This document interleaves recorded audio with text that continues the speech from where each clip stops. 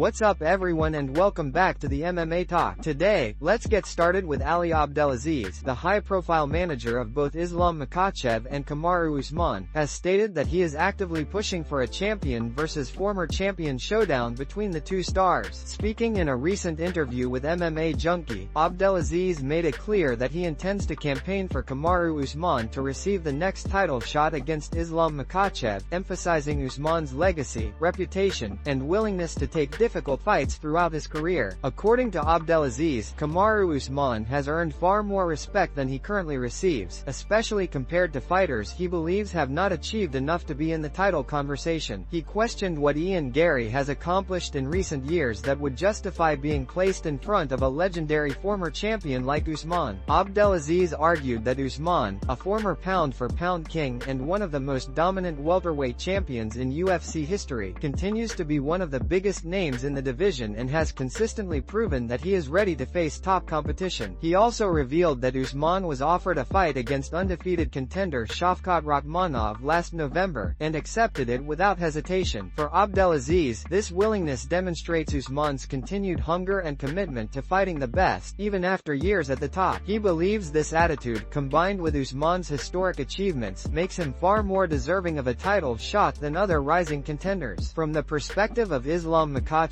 Abdelaziz argues that fighting a legend like Usman would only elevate the champion's legacy. Makhachev has repeatedly expressed interest in testing himself against the biggest names available, and according to his manager, few names carry as much weight as Usman's. Abdelaziz suggested that if Makhachev truly wants to solidify his place among the sport's all-time greats, defeating someone with Usman's resume would be a powerful addition to that legacy. With Abdelaziz managing both men, the conversation has quickly gained momentum across MMA media. Whether the UFC will move forward with this unexpected but intriguing matchup remains to be seen, but Abdelaziz is confident that a clash between Islam Makhachev and Kamaru Usman would be a major event, and one that fans worldwide would be eager to witness. Before we jump into the next story, we have a small favor to ask. If you're enjoying the content, please give this video a like, subscribe to the channel, and tap the bell icon. It really helps us out, and ensures you'll never miss an update. Move on to another news. Conor McGregor recently linked up with boxing legend Mike Tyson during Tyson's visit to Ireland, creating a moment that immediately captured the attention of combat sports fans around the world. The meeting between the UFC superstar and the iconic former heavyweight champion was filled with energy, respect, and the kind of larger-than-life presence only two global combat sports figures can generate. According to those present, McGregor greeted Tyson with the same enthusiasm he shows for his biggest fight moments. Tyson appeared equally excited, telling McGregor that he had been watching him closely and admired his ability to rise, fall, and rise again in front of the entire world. Their interaction was warm and natural, with Tyson jokingly commenting on McGregor's physical shape and confidence. McGregor, laughing, replied that every time he steps up, whether in a gym or an arena, he feels like he's sitting on a throne ready to take command. The two continued exchanging stories, with McGregor mentioning how every major appearance, every event, and every new challenge he faces brings a kind of thrill that never fades. Tyson agreed, saying that experiences like theirs, full of pressure, discipline, fame, and adversity, shape fighters into something unique. He added that such experiences make them perfect candidates for anything big the world throws at them, whether inside the ring or in the business world. McGregor then brought up his promotional work, referencing the many times he has walked up and down stages, cameras flashing, crowds screaming, while pushing his brands, events, and new ventures. He joked that whether he was climbing steps at an arena or climbing the ladder of business success, he did it with the same intensity. Tyson complimented McGregor's promotional grind, noting that few athletes today understand branding and influence the way McGregor does. The meeting between the two legends was brief but memorable, capturing a rare moment where two of the most influential combat sports figures of their generations shared wisdom, humor, and mutual respect. Fans are now wondering whether this encounter hints at future collaborations, promotions, or media projects involving both icons. Move on to another news. A surprising twist emerged today involving Michael Bisping, and it caught many fans off guard. For weeks, Bisping had been one of the strongest voices defending Tom Aspinall throughout the ongoing eye poke controversy. As fellow Englishmen and as fighters who understand the severity of eye injuries, many assumed Bisping would continue backing Aspinall no matter what. After all, Bisping famously fought a large portion of his career with only one functioning eye, making him uniquely uniquely empathetic to Aspinall's situation. However, Bisping has dramatically shifted his tone. In a recent discussion with Paul Felder, Bisping openly criticized the way Aspinall has been handling the aftermath of the incident. He argued that Aspinall is unintentionally hurting his own reputation by constantly posting updates, videos from doctor visits, scans, medical reports, and emotional reflections, essentially documenting every step to prove that the eye poke was legitimate and that he didn't quit. According to Bisping, this non-stop flow of medical content is backfiring. Instead of putting the controversy to rest, it is keeping the conversation alive and giving critics more fuel. In his view, the more Aspinall tries to convince the public, the more people interpret it as desperation. Fans don't want to see a heavyweight champion appearing defensive or overwhelmed. They want to see resilience, confidence, and a fighter eager to return. Bisping and Felder both emphasized that this kind of vulnerability, showing frustration, disappointment, and repeated medical checks, may come across as self-pity, even if that is not Aspinall's intention. They believe a better approach would be for Aspinall to stop focusing on the criticism, let the injury heal, and project the mentality of a champion determined to come back stronger. Felder added that if Aspinall feels doubted, he should channel that into motivation, not content. The message from both analysts was clear: move forward, heal, train, return, and let performances speak louder than explanations. Felder even suggested that Aspinall embrace the heel role if he wants, lean into the criticism, come back with attitude, knock out top contenders like Cyril Gane, and then address the crowd with full confidence. In the end, they believe fans will rally behind a dominant, unapologetic Aspinall far more than a defensive one. Move on to another news. Tom Aspinall made an appearance on the MMA Hour with Helwani, where he addressed the uncertainty surrounding his return to competition following the eye poke incident at UFC 321. Speaking candidly, the interim heavyweight champion revealed that he still has no timeline for when he will be medically cleared, and the outlook is more complicated than fans initially assumed. Aspinall explained that doctors are considering several treatment options, including surgery on both eyes. He noted that he hasn't even been cleared to train, emphasizing that the medical staff is being extremely cautious because eye injuries require careful management. Among the procedures discussed is an injection directly into the eye, something Aspinall admitted he is not looking forward to. At this stage, he simply doesn't know when he will be healthy enough to resume full training or prepare for a fight. His priority, he stressed, is recovery, but the uncertainty has been difficult. The conversation then shifted toward Aspinall's relationship with UFC president Dana White, and here the disappointment was unmistakable. Aspinall revealed that Dana has not contacted him at all since UFC 321, not even a simple message wishing him well. What stings more, according to Aspinall, is that Dana publicly suggested the injury wasn't serious, a comment that fueled online criticism and accusations that Aspinall quit. Aspinall said that if Dana had simply acknowledged the illegal eye poke and confirmed that he couldn't see, it would have shaped public perception differently. Fans often take cues from Dana, he explained, and hearing the UFC's figurehead downplay the injury made the backlash worse. Aspinall admitted he was very disappointed, especially considering everything he has done for the organization, taking short-notice fights, serving as a backup fighter, and stepping in whenever the promotion needed him. Helwani expressed surprise that Aspinall, the face of UK MMA and a heavyweight champion, doesn't have much of a relationship with Dana. Aspinall confirmed that they've barely spoken over the years and that he deals primarily with Hunter Campbell. While he has been in contact with UFC staff, he doesn't feel the organization has fully supported him through this ordeal. The UFC has already asked when he can return, but Aspinall made it clear he cannot give an answer until doctors finalize his treatment plan. For now, all he can do is recover, wait for medical clearance, and hope for better communication moving forward. Move on to another news. Joe Rogan addressed the swirling rumors surrounding Ilia Topuria's alleged divorce during a recent episode of The Joe Rogan Experience, but the discussion took an unexpected turn when Rogan reacted to a photoshopped image that had been circulating widely online. The fake picture, which appeared to show Topuria's wife with a UK rapper, had gained massive traction on social media and fueled speculation about the couple's personal life. However, the original, unedited photo was simply an older image of her standing next to her own brother in 2023. Unaware that the viral version was manipulated, Rogan believed the edit was genuine and reacted strongly. He expressed shock, describing the situation as chaotic and emotionally painful, especially given that Topuria and his wife share children together. In the moment, Rogan commented on the image as if it were evidence of betrayal, referring to Topuria's wife life as a monster, and reflecting on the emotional devastation such scenarios can cause. Rogan continued by discussing how public figures often become the target of damaging narratives, especially when personal relationships fall apart. He speculated about motivations, emotional reactions, and the challenges faced by partners of celebrities, particularly those who feel overshadowed or abandoned. Rogan framed the issue as part of a larger pattern he believes exists when breakups involve fame, power dynamics, and resentment. His comments centered on themes of emotional retaliation, reputation damage, and the ways people may lash out when relationships deteriorate under public scrutiny. However, Rogan's entire reaction was based on a false premise. The photo he commented on had been digitally altered, and the man in the real image was not a romantic partner or public figure. He was Topuria's brother. The situation highlights how quickly misinformation can spread online and how even prominent commentators can be misled by viral content presented without context. The moment has since sparked conversation among fans, not only about the accuracy of online rumors but also about the responsibility of influencers and media voices to verify information before reacting. As the situation continues to unfold, what remains clear is that the digital landscape can blur the lines between truth and fiction, sometimes with significant consequences. Move on to another news. Real American Freestyle Wrestling, Raph, has officially announced several major matchups that are generating significant buzz within both the wrestling and MMA communities. The promotion, which has quickly become a crossover battleground for high-profile mixed martial artists stepping into the competitive wrestling arena, continues to escalate its star power with each event. Over the weekend, fans witnessed an exciting showcase when Michael Chandler earned a 4-2 victory over Chad Mendes in a tightly contested wrestling bout. The match displayed Chandler's explosiveness and Mendes' signature power, and it set the tone for what Raph aims to deliver, elite athletes testing themselves under a different rule set. Looking ahead, Raph on December 20th promises another blockbuster moment. Bo Nickel, one of the most decorated collegiate wrestlers of his generation and a rising UFC contender, confirmed that he will be facing none other than Olympic silver medalist and longtime MMA powerhouse Yoel Romero. Nickel expressed his excitement on social media, admitting that competing against someone of Romero's caliber is an opportunity he never expected to have. Their clash represents a fascinating generational and stylistic matchup, the young phenom known for technical mastery versus the veteran legend renowned for freakish explosiveness and decades of experience on the mat. As if that weren't enough, RAF has also revealed the main event for RAF 5, scheduled for January 10th, Colby Covington vs Luke Rockhold. This matchup has immediately captured the attention of fans due to the personalities, history, and contrasting athletic strengths involved. Covington, known for his relentless pace, all-American wrestling background, and outspoken persona, will meet Rockhold, a former UFC middleweight champion recognized for his size, grappling ability, and well-rounded skill set. Seeing these two enter a pure wrestling format adds a fresh dynamic to a rivalry that fans never expected to see unfold on the mats. These two upcoming events underscore Raph's rapid rise and its ability to bring major MMA figures into competitive wrestling environments. With Nickel vs Romero headlining RAF 4 and Covington vs Rockhold topping RAF 5, fans are eagerly sharing predictions and debating outcomes online. Which athletes do you see coming out on top? Drop your predictions and keep the conversation going.